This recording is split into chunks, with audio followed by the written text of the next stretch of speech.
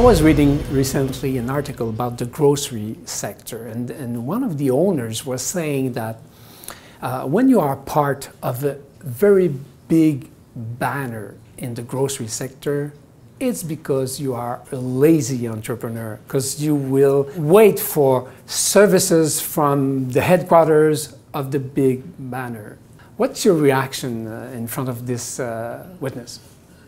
You know, I don't know of any lazy entrepreneurs, whether they're part of Castle or a competing banner. Being an entrepreneur is, you're all in all the time. And so it's a difficult profession to be in. What I would say about the difference is, our objective and our goal is to give as much autonomy to the member as possible and let them run their business their way. It's my responsibility to give them a cost position to be able to compete, but they're the operational experts in their market, and nobody knows their market better than they do. And so we avoid getting into that conflict. I will say you've got to work a little harder as a Castle dealer, but ultimately you're in business for one primary reason, and that's to grow the ability to be profitable. And we can see our model is highly profitable for those that want to work and are engaged in the business. And quite frankly, that's where we see our growth. You know, we've got a wave of young entrepreneurs coming through our system today that are growing both organically and through acquisition. But it takes work, and it's a career path and a life choice that is unique. There's about 350 stores that are with Castle, and they are in each provinces, even in Nunavut. And Quebec members in Castle family represent about 10% of your point of sales. So does it mean that there's still place for growth for Castle in the province of Quebec? Castle started in Ontario, took a step over Quebec and started building the banner and brand in Atlantic Canada, and then moved more of the focus out west. Castle never paid the attention required to penetrate Quebec effectively. And that's something that I recognized after I came on board. Having done business in Quebec in my previous roles, I knew the importance of this market. It's the second largest home improvement market in Canada. And so as we continue to evolve, we need to take responsibility for our lack of penetration in Quebec, because this should have been a focus back in the 60s and the 70s and the 80s. And quite frankly, we're playing a bit of catch up. But I'm encouraged to see there's opportunity, but we think that Quebec has, quite frankly, the largest growth opportunity for Castle of anywhere in the country. The disrupting in the chain of supply, are we done with that? I think the geopolitical environment is still very fragile. Yes. There's a number of challenges globally that could impact supply chain. I think one of the underlying issues that the pandemic exposed is many of these manufacturing facilities were forced to run at capacity. Many of them couldn't withstand it. There were breakdowns, there were shutdowns. Manufacturers and suppliers need to look at reinvesting in their infrastructure to ensure as we go forward. And as the pandemic launched in March of 2020, Texas went into a deep freeze. Texas is the primary producer of most of where you see latex and resin come from. Exactly. Manufacturers now have to be, I think, a little more vertically integrated in their path to market, especially the larger ones. They have to take a look at avoiding those bottlenecks that created the issues for them. I think the big challenges going forward now will continue to be some related to transportation, more so truck transportation across the country.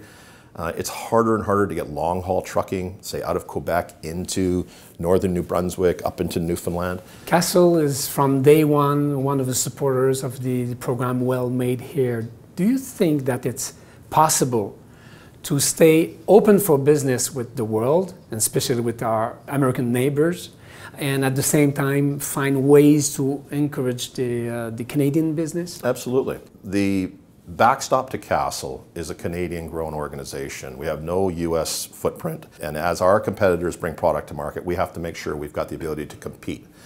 I think every Canadian retailer would agree that if they have a product of equal or greater value, they would support Canadian manufacturing and Canadian supply. They need to take a look at how do we support Canadian manufacturers from a taxation standpoint, from a profit standpoint. I think for that to take place, it's a collaborative effort, and I applaud the efforts of the Well Made Here initiative. I think it's a wonderful initiative. I wish more banners would look to accept and adopt it as we move forward. I wish too. We all compete against one another, but we can find common synergies in which we can help drive the success of specifically Canadian manufacturers and suppliers. Climate changes. Is it possible for a country that is based on production of energy, and at the same time encouraging people to save energy, to be more efficient. I think if you're looking to transition and move away from, say, carbon-based fuels, you can't flip that switch off until we have an acceptable alternative. I think the efficiency of homes continues to get better and better. You know, one of the things that's been slow in our industry is that the adoption of change as we move forward. But I believe that there's a larger initiative required to move down more of that green or sustainable economy. But I don't believe you can harm one without accelerating the value of the other. But do you think that the construction code in its actual form is hard enough, or we could be like European, a little bit more severe on the standards that we are, you know, when we develop new products? Are we in phase with this challenge of climate change? You could just travel through construction sites of residential properties and see how the building materials have changed just in the last decade alone. As we move forward, you not only have new construction practices, you have many retrofit needs in older homes. And so, you know, our construction on the new construction piece still pales in comparison to existing housing stock in the marketplace. So what, in my opinion, incentives are provincial or federal bodies prepared to give to have those people doing retrofits take more initiative around the energy efficiency of their home? After 60 years, what is still driving you personally and your team in Mississauga that are, you know, managing the program? We look to try and maintain a very simple relationship. You know, if a shareholder calls, you get a call back in 30 minutes. If somebody has an issue, we deal with the issue. We are not full of bureaucracy. We're about taking care of what needs to be taken care of in real time, and singular of focus with our shareholders and their best interest. And you have a local team in the province of Quebec that is 100% dedicated to the group. We believe that in order for us to be successful, we have to have people in the market that understand the market. And I think we've got two exceptional individuals that currently do that for us, with Richard Hamel and Robert Legault today. And as we go forward, we'll continue to look to add to that team. Quebec's an important market for Castle, and our commitment here is not only to maintain, but to continue to grow significantly in the years to come. The last issue is the manpower at the retail level. So how do you see this issue? Because I'm sure that your members are talking to you on a daily basis. Gee, I don't have enough employees. Yeah, I think again, change comes slow in our industry. And entrepreneurs who have maybe grown up through generations in a business model are slow to change. As an employer, you have to change the way in which you interact with your staff. It's no longer about an hourly wage.